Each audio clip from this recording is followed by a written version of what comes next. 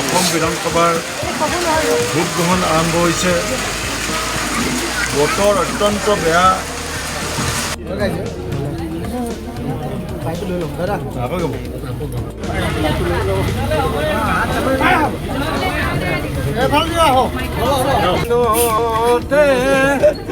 ইভিএমত বুটাম টিপি ইভিএমত বুটাম টিপি। মই সমগ্ৰ অসমবাসী ৰাইজক আৰু আমাৰ বিহপুৰীয়া সমষ্টিবাসী ৰাইজক সানুনয়ে নিবেদন জনাইছোঁ যে প্ৰতিকূল বতৰ, ৰাতিপুৱাৰ পৰা বৰষুণ দিছে আৰু কালিয়ে আমি গম পাইছিলোঁ যে আজি বতৰ বেয়া থাকিব। তথাপিতো ৰাইজ ইতিমধ্যে ওলাই আহিছে। বিশেষকৈ বয়সস্থ মানুহখিনিৰ কাৰণে অলপ দিগদাৰ হ'ব পাৰে। তথাপিতো মই সকলোকে সানুনয়ে অনুৰোধ জনাইছোঁ যে বতৰৰ বিঘিনিক আপোনালোকে আওকাণ কৰি ৰাজ্যখনৰ প্ৰগতি আৰু উন্নয়ন ত্বৰান্বিত কৰাৰ স্বাৰ্থত আপোনালোক সোনকালে ঘৰৰ পৰা ওলাই আহক। যোৱা 5টা বছৰত যি ধৰণৰ উন্নয়ন ৰাজ্যখনত হৈছে সেয়া অধিক গতিশীল, অধিক তীব্ৰতৰ কৰিবলৈ হ'লে আমি চৰকাৰ এখন গঠন কৰাৰ ক্ষেত্ৰত আমাৰ যিটো নৈতিক দায়িত্ব আৰু গণতন্ত্ৰত এইটো এটা ডাঙৰ উৎসৱ, এই উৎসৱত যদি বতৰৰ কাৰণে আমি ঘৰত হাত সাৱটি বহি থাকোঁ তেতিয়াহ'লে এইটো আমাৰ যিটো কৰ্তব্য, সেই কৰ্তব্যৰ প্ৰতি আমি অৱহেলা কৰা হ'ব।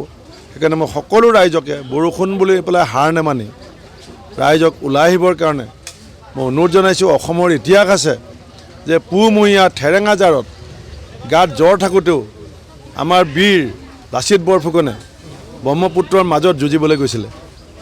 যদি মহাবীৰ লাচিত বৰফুকনে পুহমহীয়া ঠেৰেঙা জাৰত গাত তীৰ কঁপোৱা জ্বৰ থাকোঁতেও ব্ৰহ্মপুত্ৰৰ মাজত মাজনিশা যাব পাৰে, তেতিয়াহ'লে এজাক বৰষুণৰ কাৰণে আমি কোনো নাগৰিক আজি ভোটদানৰ পৰা আমি আঁতৰি থাকিব নালাগে। সকলোকে মই অনুৰোধ জনাইছোঁ যে আহক, ঘৰৰ পৰা ওলাই আহক। বৰষুণত তিতিবলগীয়া হ'লেও অকণমান তিতক, যাতে অহা 5টা বছৰ আমাৰ ল'ৰা ছোৱালীখিনিৰ স্বাৰ্থৰ কথা আছে, আমাৰ আই মাতৃসকলৰ স্বাৰ্থ জড়িত আছে, আমাৰ সমষ্টিটোৰ উন্নয়নৰ সাৰ্বাগিক বিকাশৰ স্বাৰ্থ আছে। গতিকে এই কামখিনিত আমি যাতে আগুৱাই নিব পাৰোঁ তাৰ কাৰণে ৰাইজে আজি এইটো মতদান নহয়, এইটো এটা ন্যায়দান, এটা ৰাইজৰ সিদ্ধান্ত আৰু ৰাইজৰ এইটো কৰ্তব্য আৰু ৰাইজৰ নৈতিক দায়িত্ব। সেয়া অসমবাসী ৰাইজে আৰু বিহপুৰীয়াবাসী ৰাইজে নিশ্চয় পালন কৰিব, এইটো বিশ্বাস মোৰ আছে। মই যথেষ্ট আশাবাদী, কাৰণ যলৈকে গৈছোঁ ৰাইজে কৈছে যে আপুনি চিন্তা নকৰিব। ইয়াত মই আগতেও বহুত ইলেকশ্যন খেলিছোঁ, এইবাৰ মোক ৰাইজে এটা শব্দত কৈছে আপুনি চিন্তা নকৰিব। আৰু ৰাইজে যেতিয়া মোক চিন্তা কৰিবলৈ হাক দিছে মই চিন্তা কৰা নাই। অসম বিধানসভাৰ ভোট গ্ৰহণ আৰম্ভ হৈছে। বতৰ অত্যন্ত বেয়া।